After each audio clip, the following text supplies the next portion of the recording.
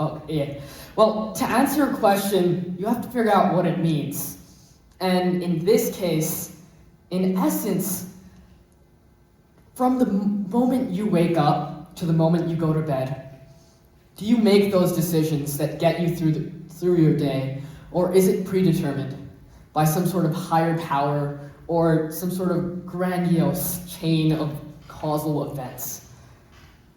See, I don't like a lot of build-up to an unanswered question, and I know you probably don't either. So, to sum it up, we don't know. And I don't know either. See, in all of human history, we still haven't been able to figure out this simple question. Do you have a choice? But what I'm gonna do is for the next 7 or so minutes, I'm gonna explain to you what we do know and why it really doesn't matter. In our own daily lives, we feel our choices minute by minute. I mean, we choose to wake up after our third alarm, we choose to do our homework, and we choose what to wear in the morning.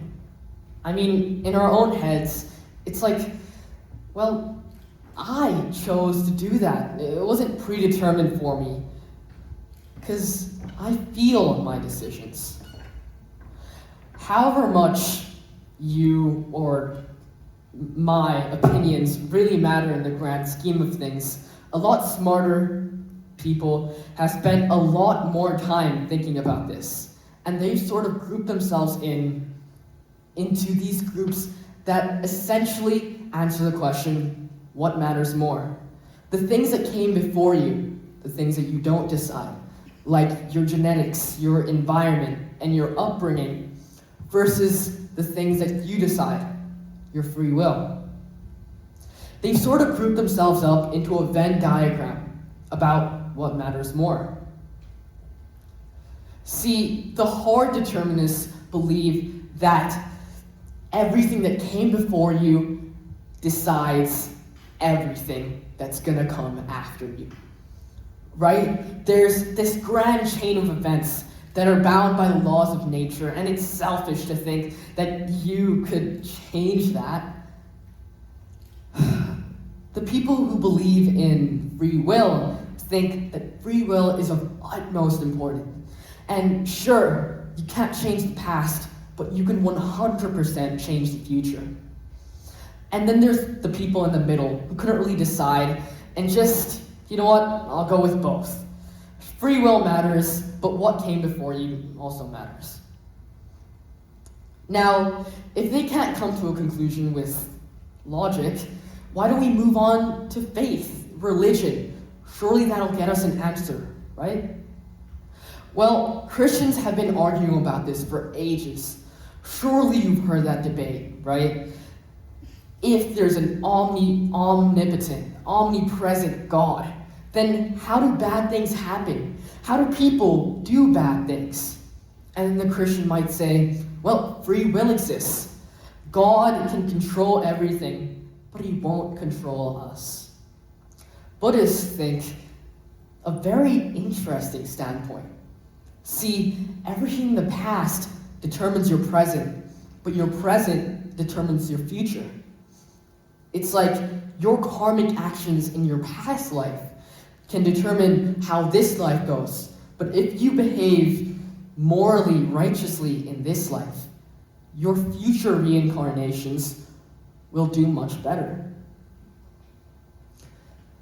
There we go. We've checked out philosophy, we've checked out religion, and we got nothing. I mean, all that's left is science, right? Now, I'm going to be completely honest, I'm a little bit of a skepticist, big pharma and all that. So I'll do a primary investigation right now. On the count of 3, I want everybody in this room to raise a number on their hands. 3, 2, 1. Now I want you to think, when in that count of 3 did you decide what number you were going to pick? I mean, in theory, it should be when you made the choice, right? Well, this guy called Benjamin Libert disagreed. He said that, well, you hook up people to these machines, You ask them to wiggle their finger when they feel the urge to, and you track their brain inputs. What really surprised me is that the brain neurons didn't fire when they thought they made the choice. They fired a few hundred milliseconds before. So I guess that's our conclusion. We don't make any decisions. Our unconscious brain decides for us, and we don't have a choice. Yeah, no, I can't live the rest of my life like that, okay? So there was a few other experiments that completely debunked this. It was just a bunch of random misfires. So if that's the case, then what's the answer here? I mean, it seems like we've checked out every single plausible route that we could take, and we arrived at nothing. So is there really no answer to this? Yeah. I mean, in all of human society, we've never been able to come up with an answer. But I'm going to tell you something that might change your life. It won't answer this question, but just listen, okay? See, they did another experiment where they convinced this group of people that free will was real. And then they convinced this other group of people that it wasn't. The first group of people performed much better on cognitive tests. They stuck to hard problems for much longer, and they outperformed the second group in just about every single category imaginable. Huh. Alright, let's think about two students. They're facing a rigorous, literally nerve-wracking exam in a few weeks, and they are woefully underprepared. They've just been spamming practice papers, practice questions in their textbook, but one day they see a notification on their phone, and they decide to take a short break. It's a reel that their friend sent them, and what they found inside kind of changed the way they thought about education, because it told them that your test scores are a wealth marker. Better tutors, better grades. Legacy students can get into the best universities with C's. I mean, what's the point of doing all of this if people can do much better with half the effort? They didn't immediately let it go to their hearts. But the first student, let's call her Jill, kind of let it creep into her mind. It's past 11 p.m., and she decides to do one less practice paper. Because what's the point of killing myself for this test if it's just predetermined anyways? And then she slips up just a little bit more, and then she decides to hang out with her friends just one more time. The second student takes it way differently. He looks at this fact that most of your test scores are just determined by your money. And he thinks to himself, I'm gonna grab life by the hair and just tell it that, okay, most of the things are rigged against me, but I can control what I can control.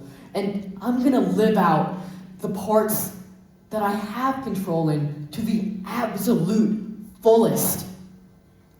I'm gonna prove to myself that I can do this, despite the odds. He didn't become a genius, and he probably just did a little bit better than Jill, okay? But he walked out of that exam room in those 2 weeks proud knowing that he didn't let life happen around him, but he took control. He was active in it. And that's the moral of the story here. We weren't able to answer this whole do you have a choice question, but I think what you need to do is believe that you have a choice and demonstrate that through your actions. It seems easy, right? Just believe that I have free will, but it's a lot harder. I mean, when's the last time you saw a news article about some grand famine or this natural disaster in this foreign country, and you just thought to yourself, it's all too grand for me. My tiny grasp of the world couldn't change a thing. But that's the whole point of this philosophy. If you believe that you can make a difference, then you will make a difference. Not just in everybody else's lives, but your own. And that's what's important.